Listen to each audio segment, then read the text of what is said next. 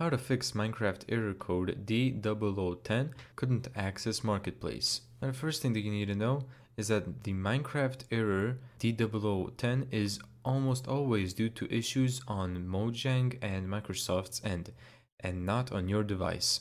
You can always do basic checks, as in you can update Minecraft, ensure you're running the latest Bedrock or launcher version.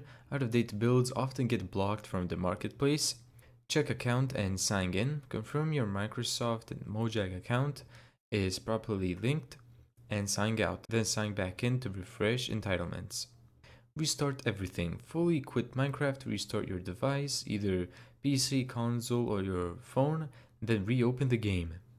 You can always check the status of Minecraft by heading over to the Mojang status Twitter account.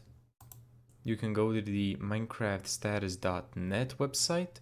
As you can see, currently Minecraft Java is having problems with its API.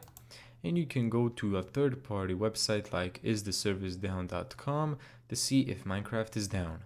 Thank you so much for watching this video. If you found this tutorial helpful, make sure to give it a thumbs up and subscribe. And as always, see you in the next video.